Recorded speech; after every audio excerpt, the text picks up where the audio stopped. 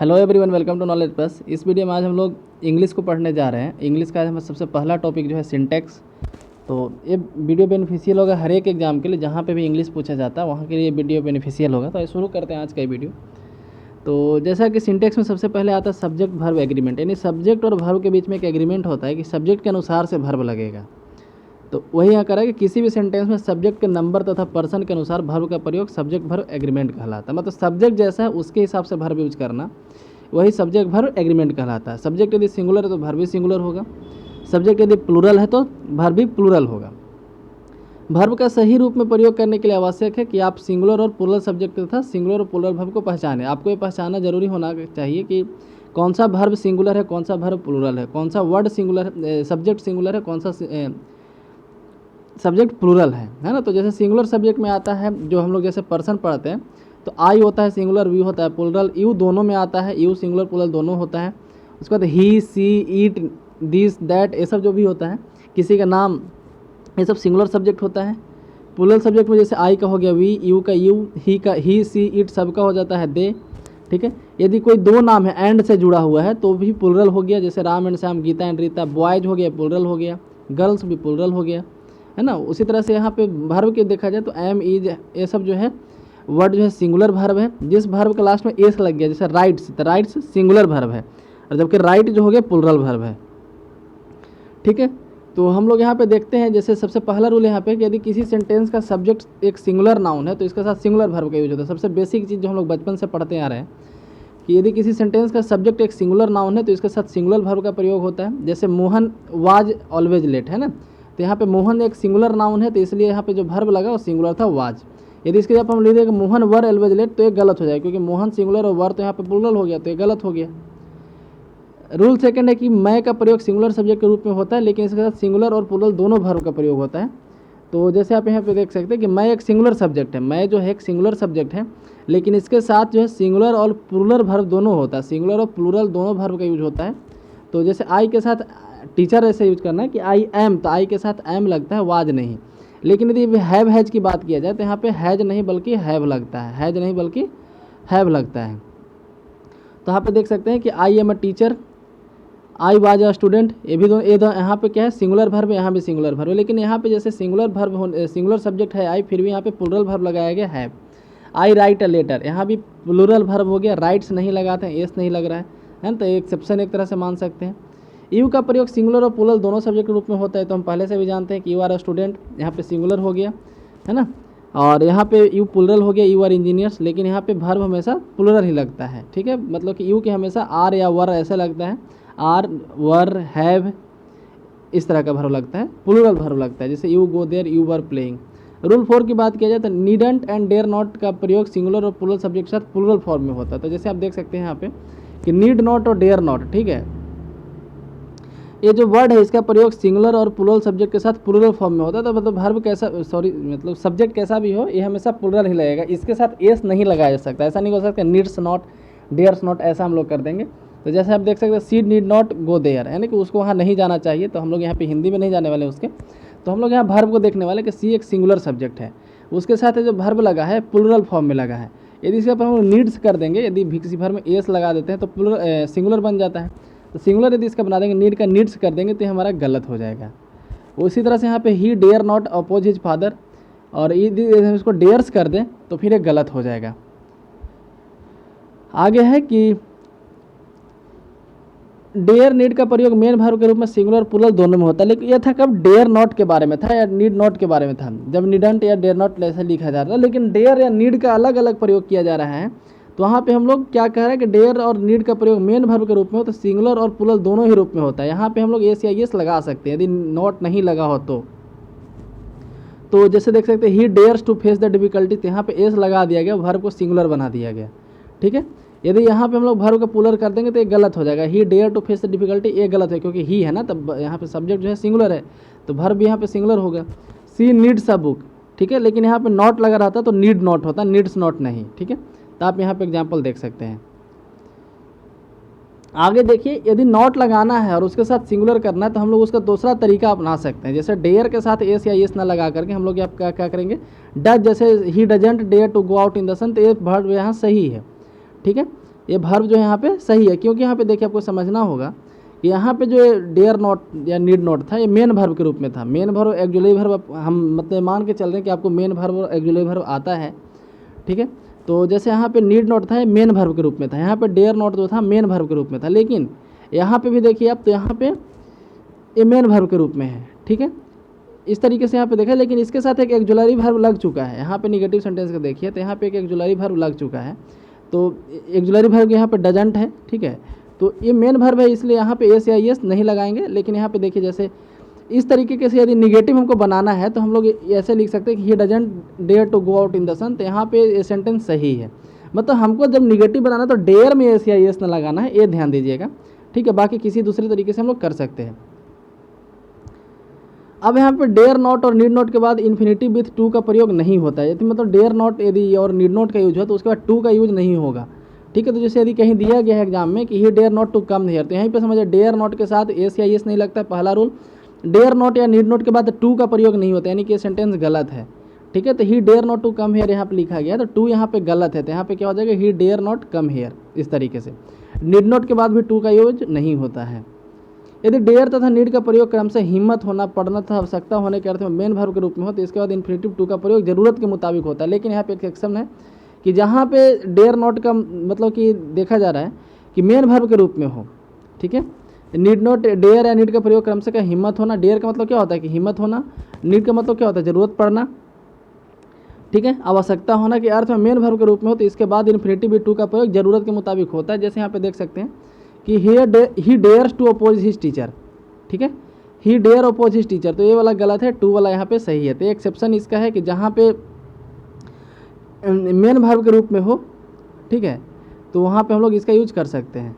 अब next rule है कि सपोजिशनल सेंटेंस। सपोजिशनल मतलब कि सपोज किया जा रहा है कि मान लो कि ऐसा होता है ना, तो suppositional sentence if, as though, if only, suppose, I wish, we wish, he wishes, she wishes से स्टार्ट होते हैं। तो ऐसा सेंटेंस सपोजिशनल सेंटेंस कैसे स्टार्ट होता है, तो इन सब वर्ड से, इफ से स्टार्ट होगा, एज से स्टार्ट होगा, एज इफ से स्टार्ट होगा, एज दो, इफ ओनली, ये सब वर्डों से स्टार्ट होता है।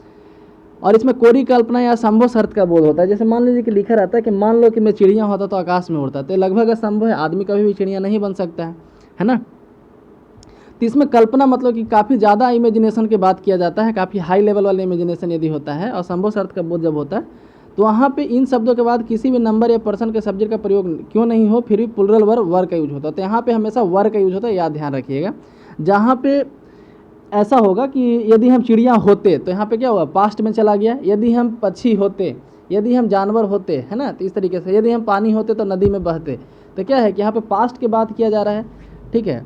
तो यहाँ पे क्या होता है कि यहाँ पे हमेशा प्लुरल वर्ब का यूज होता है। तो जैसे यहाँ पे लिखा हुआ है कि if I wish Manisha were my wife, है ना, तो यहाँ पे वर यूज हुआ है, ना कि वाज होगा, ठीक है। जबकि यहाँ पे सेंटेंस क्या है, सब्जेक्ट क्या है, सिंगुलर है। सिंगुलर सब्जेक्ट होने के बावजूद यहाँ पे प्लुरल वर्ब का यूज किया गया। If he were my boss he would suspend me, है, तो यहाँ पे भी सपोज किया जा रहा है कि यदि वो मेरा बॉस होता तो हमको सस्पेंड कर देता, ठीक है। तो यहाँ पे हमेशा ऐसे केस में वर का यूज होता है। जबकि कंडीशनल सेंटेंस प्राय इफ, एज दो से स्टार्ट होते हैं, वास्तविक स्थिति का बोध होता है। लेकिन यहाँ पे एक कंडीशनल सेंटेंस भी है। देखिए यहाँ पे आपको ध्यान देना पड़ेगा कि सेंटेंस से बोध क्या हो रहा है, कल्पना का बोध हो रहा है या फिर वास्तविकता का बोध हो रहा है। तो यदि वास्तविकता का बोध होता है, ठीक है, तो यहाँ पे जो सब्जेक्ट के नंबर या पर्सन है उसके हिसाब से वर्ब होता है, मतलब सब्जेक्ट के हिसाब से यहाँ पे वर्ब होता है। तो जैसे if you come here I will teach you, तो ये तो थोड़ा पॉसिबल लग रहा है, पॉसिबिलिटी है कि यदि तुम यहाँ आओगे तो हम तुमको पढ़ाएंगे, है ना। तो ये पॉसिबिलिटी है कि हाँ वो आदमी यहाँ पे आ सकता है। तो यहाँ पे हम लोग आएंगे इफ़ यू कम हियर, है ना, तो कम यहाँ पे प्लुरल वर्ब हो गया, ठीक है। तो क्योंकि यहाँ पे यू था इसलिए। स्नेहा लुक्स एज दो सी हैज़ बीन वर्किंग, तो ठीक है, तो यहाँ पे सी लगा है सिंगुलर वर्ब, लेकिन यहाँ पे हैज़ बीन सिंगुलर वर्ब लगाया गया, प्लुरल नहीं लगाया गया, है ना। तो सब्जेक्ट के अनुसार यहाँ पे वर्ब लग रहा है, दोनों केस में आप देख सकते हैं। लेकिन यहाँ पे क्या था, सब्जेक्ट के अनुसार वर्ब नहीं था, सब्जेक्ट कुछ भी हो यहाँ पे वर्ब हमेशा प्लुरल होगा, है ना। ही यहाँ सब्जेक्ट था लेकिन वर्ब यहाँ पे सॉरी यहाँ पे प्लुरल हुआ, वर्ब प्लुरल हुआ, ठीक है। नेक्स्ट ऑप्टेटिव सेंटेंस में सिंगुलर सब्जेक्ट के साथ ही प्लुरल वर्ब का प्रयोग होता है। ऑप्टेटिव यानी कि जहाँ पे इच्छा का बोध होता है, ठीक है। तो जहाँ पे जैसे मे से यूज जब होता है वर्ड, मतलब सॉरी मे से जब सेंटेंस स्टार्ट होता है, कभी कभी मे साइलेंट रहता है। जैसे लॉन्ग लिव आवर फ्रेंडशिप, तो यहाँ पे मे साइलेंट है, ठीक है। आई हेल्प यू मान ली के लिखा हुआ है, तो यहाँ पे मे साइलेंट है, मे आई हेल्प यू। बहुत सारा ऐसा सेंटेंस होता है जहाँ पे साइलेंट वर्ड होता है। तो इच्छा का बोध जहाँ पे होता है तो उसको हम लोग जो है सिंगुलर सब्जेक्ट हमेशा यूज करते हैं, ठीक है। तो वहीं यहाँ पे कि ऑप्टेटिव से सिंगुलर सब्जेक्ट के साथ भी सिंगुलर सब्जेक्ट के साथ भी प्लूरल वर्ड का यूज यहाँ पे किया जाता है, प्लूरल वर्ब का यूज किया जाता है। सिंगुलर सब्जेक्ट हो फिर भी प्लूरल वर्ब का यूज किया जाता है। जैसे यहाँ पे गॉड सेव द किंग, ठीक है, मतलब कि भगवान जो है राजा का बच्चा है, या फिर गॉड सेव यू, तो यहाँ पे या फिर गॉड सेव मी, इस कुछ कोई भी यहाँ पे वर्ड ले लीजिए, तो हमेशा यहाँ पे प्लूरल वर्ड का यूज होता है, न कि यहाँ पे सेव से लगा देंगे। मान लीजिए कि भगवान उसको बचाए, ठीक है, तो क्या लिखेंगे हम लोग, गॉड सेव हिम, न कि सेव्स हिम, है ना, वहाँ पे सेव से नहीं होगा बल्कि सेव होगा। इस तरीके से तो ऑप्टेटिव सेंटेंस में सिंगुलर सब्जेक्ट का साथ में प्लूरल वर्ब का यूज किया जाता है। तो यहाँ पे जैसे आप एग्जांपल में देख सकते हैं। नेक्स्ट है कि यदि टू सिंगुलर नाउन एंड से जुड़कर सेंटेंस का सब्जेक्ट रूप में प्रयोग हो, तो काफ़ी स्टार्टिंग में ही काफ़ी सिंपल यहाँ पे है कि दो सिंगुलर नाउन यदि एंड से जुड़ा हुआ है, ध्यान रखिएगा, एंड से जुड़ा हुआ है और सब्जेक्ट के रूप में यूज हो रहा है, तब वो प्लूरल वर्ब का यूज होता है, वहाँ पे वो प्लूरल बन जाता है। सर रवि एंड कवि have done well in the examination, ठीक है। अब boy and a girl love each other, इस तरीके से, तो यहाँ पे प्लूरल वर्ब का यूज हुआ है, एस नहीं लगाया गया है। आगे नेक्स्ट रूल है पेयर वर्ड्स। तो बहुत सारा पेयर वर्ड है जो एक साथ, जैसे हिंदी में सहचर शब्द होते हैं ना जो एक साथ आते हैं, उसी तरीके से यहाँ पे इंग्लिश में पेयर वर्ड्स भी यहाँ भी होते हैं। जैसे ब्रेड एंड बटर, एक साथ हमेशा यूज किया जाता है। Rice and curry, hammer and sickle, slow and steady, truth and honesty, horse and carriage, ये सब बहुत सारा पेयर वर्ड आपको मिलेगा। Coming and going, screaming and shouting, age and experience, eggs and bacon, ठीक है, एग्स एंड बैकोन एक्चुअली सूअर के मांस को बोलते हैं। हैम एंड एग्स, ठीक है। Long and short, sum and substance, bag and baggage, bag and baggage मतलब पैकिंग, मतलब अपना पैकिंग करके यहाँ से निकल जाना, उसको बैग एंड बैगेज बोलते हैं। तो इसमें क्या है कि इसमें सिंगुलर वर्ब यूज होता है। तो याद रखिए जहाँ पे पेयर वर्ड आपको मिले तो वहाँ पे सिंगुलर वर्ड यूज होता है, सिंगुलर वर्ब यूज होता है, ठीक है। जैसे bread and butter is my favourite breakfast, तो यहाँ पे इज लगा है ना कि आर लगा है ना, तो ब्रेड एंड बटर यहाँ पे एंड से जुड़ा हुआ है, ब्रेड और बटर, लेकिन ये सहचर शब्द है इसलिए यहाँ पे इज लगाया गया है, आर गलत हो जाएगा। राइस एंड कड़ी यहाँ पे इज लगेगा ना कि आर लगेगा, है ना। जैसे आप एक बहुत फेमस प्रोवर्ब है, कहावत है, सुनेंगे, slow and steady wins the race, वहाँ पे विंस लगाया जाता है, ठीक है। तो क्योंकि स्लो और स्टडी एक साथ आने वाला वर्ड है, सहचर शब्द है, ठीक है। तो slow and steady wins the race होता है ना कि विन द रेस। यदि दो सिंगुलर अनकंटेबल नाउन एंड से जुड़कर, यहाँ पे कुछ और रूल है कि दो सिंगुलर अनकंटेबल नाउन एंड से जुड़कर सेंटेंस के सब्जेक्ट के रूप में प्रयोग हो, तो इससे क्लास का बोध हो, तो इसे प्लूरल वर्ब का यूज होता है। अब देखिए यहाँ पे कि दो अनकाउंटेबल नाउन है, यदि एंड से जुड़ा हुआ है और सब्जेक्ट के रूप में प्रयोग हो रहा है और इससे क्लास का बोध हो, तो यहाँ पे प्लूरल वर्ब का यूज होता है। जैसे यहाँ पे time and tide, wait for no man, time and tide, यहाँ पे दोनों सिंगुलर अनकाउंटेबल, टाइम भी और टाइड भी दोनों अनकाउंटेबल है, एंड से जुड़ा हुआ है और सब्जेक्ट के रूप में यूज हो रहा है, इसलिए यहाँ पे प्लूरल वर्ब होगा। Fire and water do not agree, दोनों अनकाउंटेबल है, दोनों सिंगुलर है, ठीक है। Gold and silver are precious metal, इस तरीके से आप देख सकते हैं। आगे बढ़ते हैं तो पेयर वर्ड्स के रूप में प्रयुक्त होने वाले फैमिली रिलेशन एक्सप्रेसिंग वर्ड, जो फैमिली रिलेशन वाले वर्ड्स होते हैं, एंड से जुड़कर सेंटेंस के सब्जेक्ट में प्रयोग हो, तो इससे पहले पोसेसिव एडजेक्टिव का प्रयोग हो तो प्लूरल माना जाता है। अब देखिए यहाँ पे एक और एक्सेप्शन इसका है कि फैमिली रिलेशन वाले वर्ड, ठीक है, जिसमें कोई घरेलू रिश्ते नाता का बोध होता है, दोनों एंड से जुड़ा हुआ है, ठीक है, दोनों एंड से जुड़ा हुआ है और उसके आगे एक पोसेसिव प्रोनाउन है, पोसेसिव एडजेक्टिव है, सॉरी पोसेसिव एडजेक्टिव यदि है, पोसेसिव एडजेक्टिव क्या होता है, तो माई हो गया, देम हो गया, हिम हो गया, ये सब हो गया, ठीक है। तो पोसेसिव एडजेक्टिव यदि आगे में हो और उसके बाद फैमिली एक्सप्रेशन वाले वर्ड हो और एंड से जुड़ा हुआ हो तो प्लूरल माना जाता है उसको। जैसे यहाँ पे my mother and father are proud of me, तो यहाँ पे आर लगा है ना कि इज लगा है। योर, यहाँ पे पहले पोसेसिव एडजेक्टिव आया, उसके बाद एंड से जुड़ा हुआ दो रिलेशन वाले वर्ड आया, तो यहाँ पे प्लूरल वर्ब यूज होगा ना कि सिंगुलर, ठीक है। आगे बढ़ते हैं तो रूल नंबर 9 है कि यदि दो सिंगुलर नाउन एंड से जुड़े हों तथा फर्स्ट सिंगुलर नाउन के पहले आर्टिकल और पोसेसिव एडजेक्टिव हो, ठीक है, दो सिंगुलर नाउन है जो एंड से जुड़ा हुआ है और पहला वाला सिंगुलर नाउन के पहले आर्टिकल हो या पोसेसिव एडजेक्टिव हो, ठीक है, जैसे पोसेसिव क्या हो, माई, योर, आवर, ये सब, तो इसे सेम पर्सन अर्थात एक ही व्यक्ति का बोध होता है, अतः इसे सिंगुलर वर्ब का प्रयोग होता है, ठीक है। तो यहाँ पे आप ऐसे समझिए कि दो सिंगुलर नाउन है या, ठीक है, दो सिंगुलर नाउन है, एक के पहले आर्टिकल है या फिर कोई पोसेसिव एडजेक्टिव है, तो उसे सिंगुलर वर्ब वहाँ पे यूज होता है। जैसे principal and secretary was there, principal और उसका जो सहयोगी है, सचिव है, दोनों वहाँ पे थे, तो यहाँ पे वाज लगा। हालांकि यहाँ पे दो आदमी है, प्रिंसिपल और सेक्रेटरी है, लेकिन सब्जेक्ट यहाँ पे द प्रिंसिपल ही सिर्फ है, ठीक है। My uncle and guardian has come to see me, तो यहाँ पे हैज लगेगा ना कि हैव लगेगा, सिंगुलर वर्ब यूज होगा। A poet and philosopher has come, ठीक है, क्योंकि यहाँ पे एक लगा हुआ है आर्टिकल, दो सिंगुलर नाउन है जो एंड से जुड़ा हुआ है, इसलिए यहाँ पे हैज से लगेगा, ठीक है। यहाँ पे ऐसे देगी, इसको याद रखिएगा। नेक्स्ट रूल है कि एंड से जुड़े हुए दो सिंगुलर नाउन के पहले आर्टिकल और पोसेसिव ऑब्जेक्ट का प्रयोग होने पर उनमें टू डिफरेंट पर्सन अर्थात दो अलग अलग व्यक्तियों का बोध होता है। अब देखिए दोनों के यदि आर्टिकल लगा दिया जाए दोनों के आगे, जैसे यहाँ पे क्या था, आप यहाँ पे ध्यान दीजिए वापस कि the principal and secretary was there, तो द प्रिंसिपल और सेक्रेटरी के आगे द नहीं है, लेकिन यदि यहाँ पे द लगाया जाए the principal and the secretary, ठीक है, the principal and the secretary, यहाँ पे दो सेंटेंस मतलब दो आदमी का बोध हो रहा है, तो यहाँ पे वर लग जाएगा, ठीक है। तो माई अंकल एंड माई गार्जियन, दोनों जगह यहाँ पे माई, पहले क्या था कि माई अंकल एंड गार्जियन, ठीक है, my uncle and my guardian have come to see me, तो जैसे इस अर्थ को आप देखिए यहाँ पे कि my uncle and guardian has come to see me, तो यहाँ पे हैज इसलिए है क्योंकि सिंगुलर है। तो यहाँ पे क्या बोध हो रहा है कि मेरे अंकल जो गार्जियन भी हैं, मेरे अंकल जो हैं जो गार्जियन भी हैं, लेकिन यहाँ पे यदि लगा दिया गया है कि my uncle and my guardian, माने कि मेरे अंकल और मेरे गार्जियन दोनों अलग अलग आदमी हैं और दोनों आए हैं हमको देखने के लिए, ठीक है, तो इसलिए यहाँ पे हैव लगेगा ना कि हैज लगेगा, यहाँ पे दो आदमी का बोध हो रहा है। A poet and a philosopher, पहला कहते हैं अ पोएट एंड फिलोसफर, मतलब कोई एक आदमी है जो पोएट भी और फिलोसफर भी है, ठीक है, कोई एक अ पोएट एंड फिलोसफर कहने का मतलब है कि कोई एक आदमी है जो पोएट भी और फिलोसफर भी है, लेकिन यहाँ पे लिख दिया a poet and a philosopher, मतलब कि एक पोएट अलग है फिलोसफर अलग है, यहाँ पे दो आदमी है, ठीक है, तो इसलिए यहाँ पे प्लूरल वर्ब का यूज होगा।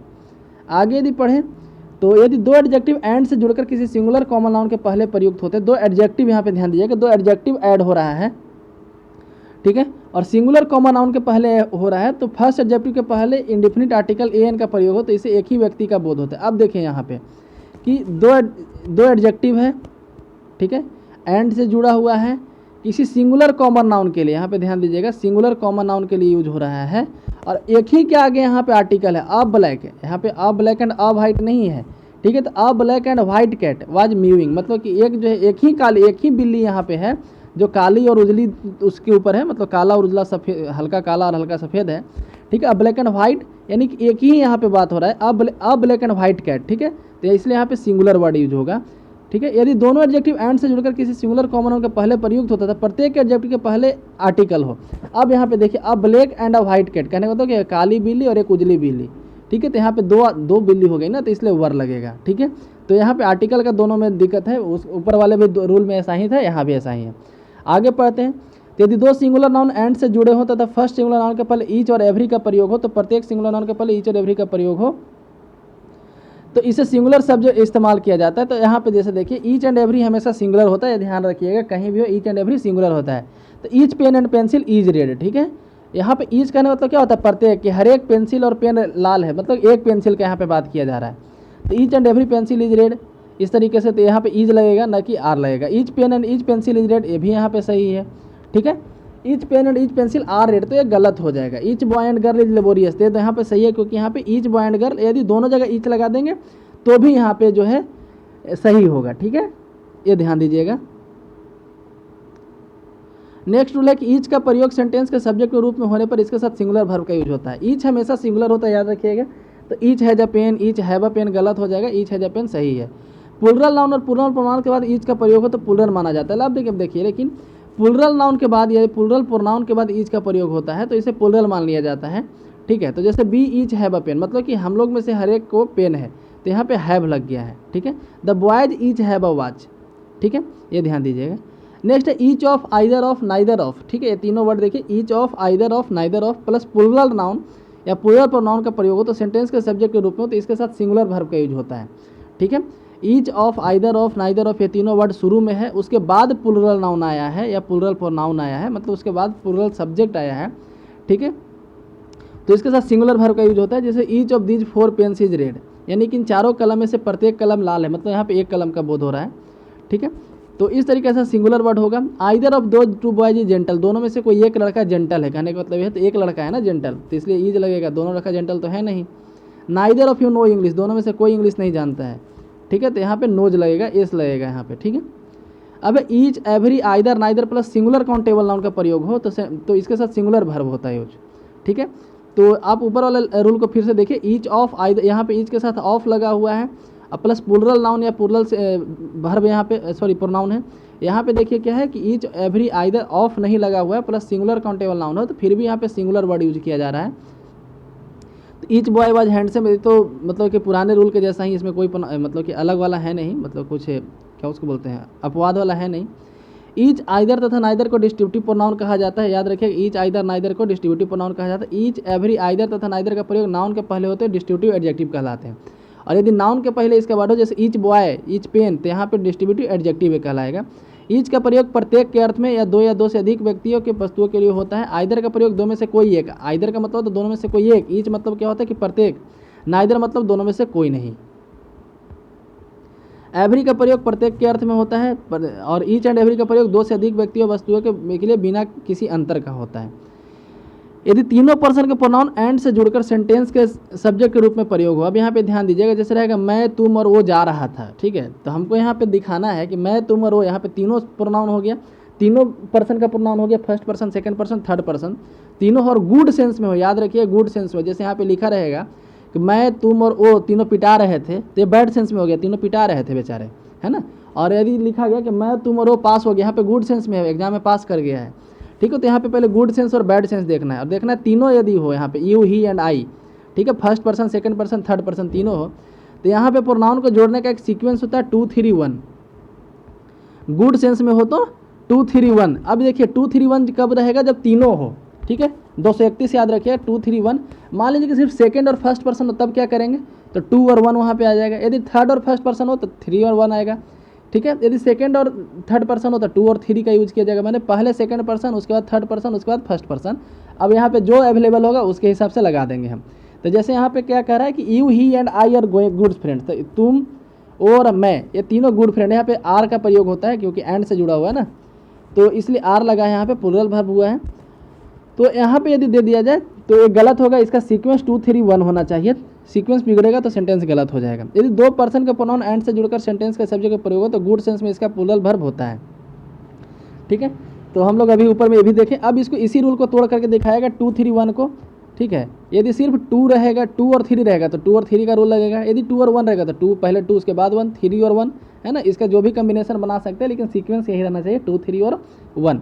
सबसे आगे सेकंड पर्सन, उसके बाद थर्ड पर्सन, उसके बाद फर्स्ट पर्सन, ठीक है। यदि बैड सेंस में हो, बैड सेंस का ना तो कोई गलती काम किया हो, कोई अपराध किया हो, कोई पाप किया हो, तो वहाँ पे सेंटेंस उल्टा हो जाता है। पहले क्या था 2 3 1, अब हो जाता है 1 2 3, ठीक है। अब हो जाता है 1 2 3 बैड सेंस में ना, भाग गया 1 2 3 हो गया वहाँ से। ऐसा तो 9 2 11 होता है, लेकिन आप याद रखिए बैड सेंस में 1 2 3 होता है, मतलब पहले फर्स्ट पर्सन, सेकंड पर्सन, उसके बाद थर्ड पर्सन, एकदम जो सीक्वेंस है उसी तरीके से। और इसी को यदि दो ही अवेलेबल हो तो क्या करेंगे, 1 2 2 3 1 3, इस तरीके का बनेगा वहाँ पे कम्बिनेशन, ठीक है। आगे बढ़ते हैं हम लोग अब दूसरे पेज की तरफ। तो यहाँ पे दिया गया है कि यू एंड ही आर साइनर्स, मतलब कि तुम और वो दोनों पापी है, तो यहाँ पे 2 3 यूज हुआ है ना, 1 2 3 सीक्वेंस था बैड सेंस में। आइदर और नाइदर का प्रयोग सेंटेंस के सब्जेक्ट के रूप में होता है, इसके साथ सिंगुलर सब्जेक्ट वर्ब का प्रयोग होता है। तो जैसे आइदर और नाइदर जब सेंटेंस का सब्जेक्ट हो तो सिंगुलर वर्ब होता है, काफ़ी ऊपर भी पढ़ाया गया है वाला बात। There are 2 rooms here and either is ventilated, है ना, मतलब दोनों में से कोई एक खाली है, तो ऐसा यहाँ पे बताया जा रहा है। आगे पढ़ते हैं। Many, a good many, a great many का प्रयोग बहुत के अर्थ में अनिश्चित संख्या का बोध कराने के लिए होता है, इसलिए इसका सेंटेंस के सब्जेक्ट के रूप में, इसका प्रयोग सब्जेक्ट के रूप में होने पर इसके साथ प्लूरल वर्ब का प्रयोग होता है। तो जहाँ पे many, a many, a good many, a great many, इस तरीके का वर्ड यूज होता हो तो यहाँ पे प्लूरल वर्ब यूज किया जाता है। जैसे many are absent from the class, ठीक है। तो यहाँ पे ध्यान, यदि ईच रहता तो यहाँ पे सिंगुलर हो जाता, लेकिन मैनी है तो यहाँ पे प्लूरल होगा, वही यहाँ पे दिखाया गया है। आगे बढ़ते तो many, a great many, a good many plus plural noun. यहाँ पे क्या था कि सिर्फ यहाँ पे इसी का प्रयोग सेंटेंस के सब्जेक्ट के रूप में हो रहा है, यहाँ पे कोई दूसरा नाउन नहीं है। लेकिन इसी को आगे देखा जाए तो many, great many, good many plus plural noun है यहाँ पे, ठीक है। या फिर many of, a great many of, a good many of plus plural noun है, प्लस प्लूरल प्रोनाउन है, तो इसका प्रयोग सेंटेंस के सब्जेक्ट के रूप में हो तो इसके साथ प्लूरल वर्ब का प्रयोग होता है। जैसे यहाँ पे देख सकते हैं मैनी स्टूडेंट्स हैव पास्ट, यहाँ पे प्लूरल वर्ब का यूज हो रहा है, ठीक है। आगे यदि बढ़े तो many, a many, an plus singular countable noun का प्रयोग सेंटेंस के सब्जेक्ट के रूप में, तो इसका सिंगुलर वर्ब का प्रयोग होता है। मतलब इसके बाद यदि सिंगुलर काउंटेबल नाउन हो तो सिंगुलर सब्जेक्ट, सिंगुलर वर्ब का यूज होता है। जैसे many a boy goes to college in time, many a boy go to college था, तो गो यहाँ पे प्लूरल है तो गलत हो जाएगा। उसी तरह से many N orange was rotten, तो सही है, वाज रोटेन, है ना। तो आप यहाँ पे देख सकते हैं, इस रूल को याद कर सकते हैं। नेक्स्ट है इंडिफिनिट प्रोनाउन, जैसे एवरीबडी, समबडी, नोबडी, ये सब इंडिफिनिट प्रोनाउन के अंदर आते हैं। एवरीबडी, नोबडी, समबडी, ये सब।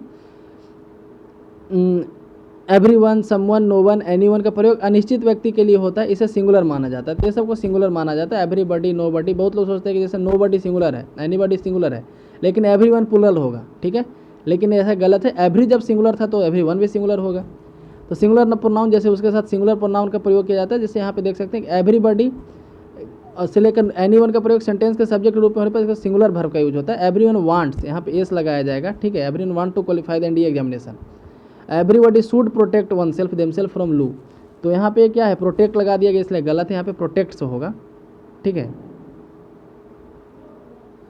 आगे यदि बढ़े हम लोग तो कहा जा रहा है कि जबकि क्वेश्चन टैग के सेंटेंस में एवरीबॉडी एनीवन के लिए दे का प्रयोग होता है, न कि ही का। तो क्वेश्चन टैग जब बनाया जाए तो वहाँ पे एवरीबॉडी के लिए दे का प्रयोग होता है, इसका एक्सेप्शन है, ठीक है। जहाँ पे क्वेश्चन टैग जैसे हम लोग बोलचाल की भाषा में बोलते हैं ना, कोई पढ़ता है ना, तो हम लोग लास्ट में जब है ना लगा देते हैं तो क्वेश्चन टैग बन जाता है, ठीक है। तो यहाँ पे every one can not help you, can they, तो इसका हिंदी क्या होगा कि कोई भी तुम्हारा मदद नहीं कर सकता है ना। मतलब यहाँ से बताया जा रहा है कि हर कोई तुम्हारा मदद नहीं कर सकता है ना, ऐसा बोला जा रहा है, ठीक है। नेक्स्ट है इंडिफिनिट प्रोनाउन जैसे एवरीथिंग, समथिंग, नथिंग, एनीथिंग का प्रयोग अनिश्चित वस्तु के लिए होता है, तो इसे सिंगुलर माना जाता है, इसके लिए सिंगुलर प्रोनाउन का यूज किया जाता है। और जो हम लोग ऊपर पढ़े वही चीज़ यहाँ पे ले, लेकिन एवरीथिंग, एनीथिंग का प्रयोग सेंटेंस के सब्जेक्ट रूप में हो, इसके साथ सिंगुलर वर्ब का यूज होता है। क्वेश्चन टैग में एवरीथिंग के लिए ईट का प्रयोग होता है, यहाँ पे बस एक्सेप्शन मतलब कि अलग ऊपर वाले से यही था कि यहाँ पे सेंटेंस में जब एवरीबॉडी का यूज हो, एवरी वन का यूज हो, ठीक है, तो यहाँ पे क्या था, वन लगा हुआ है, देखिए जैसे नो बडी, सम बडी, एनी वन, एवरी वन, यहाँ पे क्या है कि थिंग लगा हुआ है, एवरीथिंग, समथिंग, नथिंग, तो सारा कुछ सेम है, बस यहाँ पे जब क्वेश्चन टैग बनेगा तो वहाँ पे दे नहीं बल्कि ईट लगेगा, ऊपर वाले में दे लगता था। नेक्स्ट रूल की तरफ बढ़ते हैं तो वन का प्रयोग सेंटेंस के सब्जेक्ट के रूप में, जब वन का प्रयोग सेंटेंस के सब्जेक्ट के रूप में हो तो इसके साथ सिंगुलर वर्ब का प्रयोग किया जाता है, तब यहाँ पे सिंगुलर वर्ब का यूज किया जाता है। जब वन का प्रयोग सेंटेंस के सब्जेक्ट के रूप में कर दिया जाए तो यहाँ पे सिंगुलर वर्ब का यूज किया जाता है, तथा इसके लिए सिंगुलर प्रोनाउन, तो जब सिंगुलर है तो प्रोनाउन भी सिंगुलर यूज किया जाएगा। जैसे वन वाज डिजॉनेस्ट है ना, कोई एक डिजॉनेस्ट था तो वन यहाँ पे लगाया गया। One should love one's country, तो ये सही हो गया, ठीक है। आगे पढ़ते हैं तो number of, a large number of, a great number of, large number of का प्रयोग बहुत या निश्चित संख्या के अर्थ में होता है। इसके बाद हमेशा प्लूरल नाउन का प्रयोग होता है, तो इसके बाद प्लूरल नाउन का प्रयोग होता है, ठीक है। इसके बाद सेंटेंस के सब्जेक्ट रूप में होने पर प्लूरल वर्ब का प्रयोग होता है। The number of students was present, यहाँ पे देखिए गलत हो जाएगा क्योंकि यहाँ पे नंबर ऑफ स्टूडेंट्स की बात किया गया है ना, तो यहाँ पे वर लगेगा ना कि वाज लगेगा।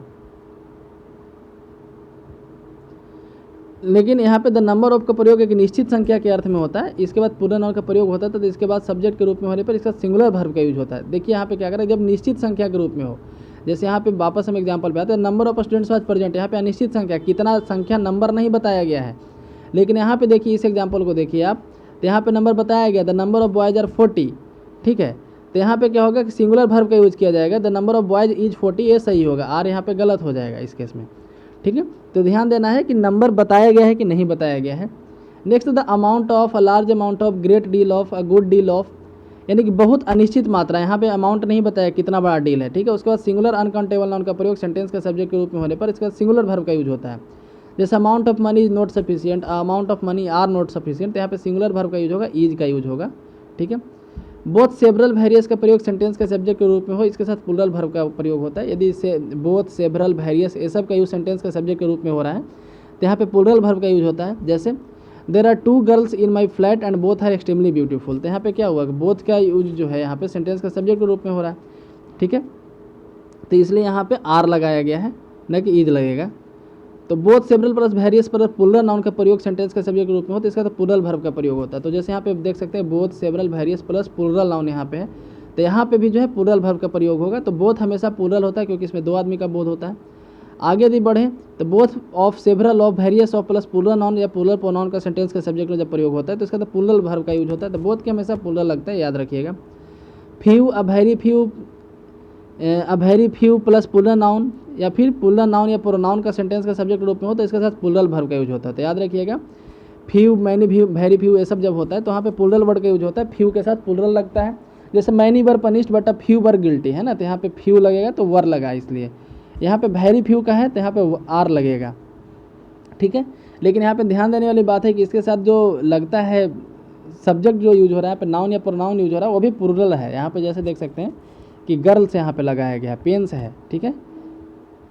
फ्यू का प्रयोग नगण्य, अल्प, नहीं के बराबर के अर्थ में बोध करने के लिए पूर्ण अनकाउंटेबल नाउन के पहले न्यूमरल एडजेक्टिव के रूप में होता है, यानी निगेटिव मीनिंग रखता है। जैसे यहाँ पे कह रहा है कि कहीं कहीं निगेटिव, फ्यू का जो है निगेटिव अर्थ भी होता है। जैसे I have read few books, तो यहाँ पे क्या निगेटिव दिखा रहा है कि मैं बहुत कम या नहीं के बराबर पुस्तकें पढ़ी हैं।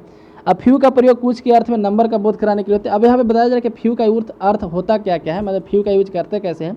अ फ्यू का मतलब क्या होता है, कुछ के अर्थ में, मतलब अ फ्यू का मतलब हुआ कि हम लोग कुछ पढ़े हैं। जैसे बोल दिया कि I have read few books, मतलब हम एक भी किताब, मतलब नहीं के बराबर किताब पढ़े हैं। I have read a few books, यहाँ पे देखिए अ फ्यू लगाया फिर भी बुक्स लगाया गया है, ठीक है। I have read a few books मतलब कुछ किताबों पढ़ा हुआ है।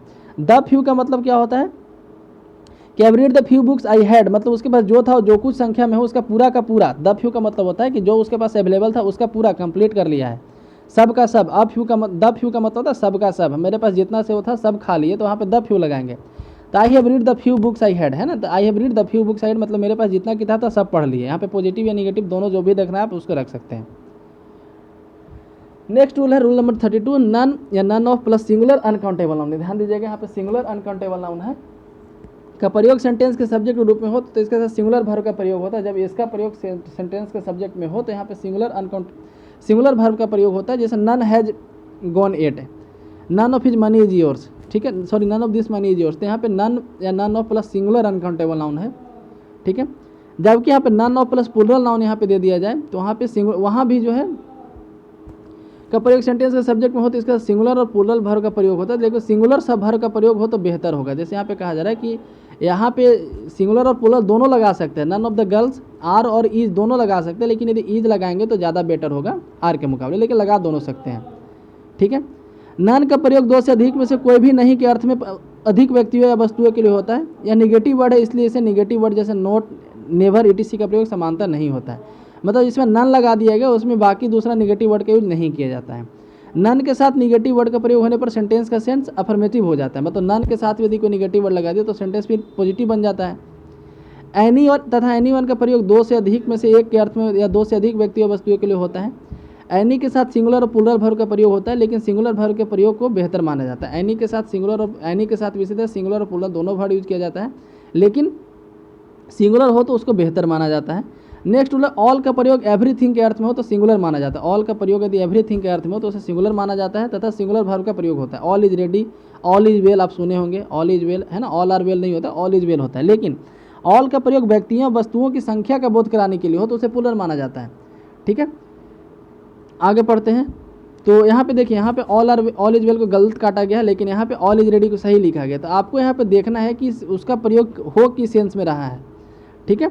एवरीथिंग यानी कि उसके सेंस में हो रहा है तो तब वहाँ पे लगाएंगे इज सिंगुलर, और यदि व्यक्तियों और वस्तुओं की संख्या बताने के लिए हो रहा है, ठीक है, तो वहाँ पे बताया जाएगा प्लूरल। मतलब जितना सेव है सब बढ़िया है तो ऑल एप्पल्स आर, ठीक है। तो वहाँ पे हमको ये पहले देखना है कि क्या बोध क्या करा रहा है। जैसे all, all of, not all of, singular uncountable noun का प्रयोग सेंटेंस के सब्जेक्ट रूप में हो तो इसके साथ सिंगुलर वर्ब होता है। All the money has been sent, जैसे यहाँ पे देखना है ऑल के साथ यदि सिंगुलर अनकाउंटेबल नाउन हो तो सिंगुलर वर्ब और प्लूरल काउंटेबल नाउन हो तो प्लूरल वर्ब, ठीक है। तो ऑल यहाँ पे न्यूट्रल स्थिति में हो जाता है। ऑल के साथ यदि सिंगुलर वर्ब हो, सिंगुलर सब्जेक्ट यहाँ पे हो तो सिंगुलर वर्ब, और प्लूरल हो तो प्लूरल वर्ब, ठीक है। नीचे वाले में देख सकते हैं। अब हम लोग जो कुछ भी पढ़े हैं उसी का यहाँ पे समरी दिया हुआ है कि वर्ड यहाँ पे जैसे देख सकते हैं कि singular countable noun uncountable noun तो सिंगुलर होता है। Little, a little plus singular uncountable noun तो singular verb. Little of, a little of plus singular uncountable noun तो singular verb. Little, a little of, the little of, उसके साथ यदि ईट, is, that, everything ये सब लगा हुआ है तो सिंगुलर वर्ब। मच या मच नॉट, उसके साथ सिंगुलर अनकाउंटेबल नाउन है तो सिंगुलर वर्ब।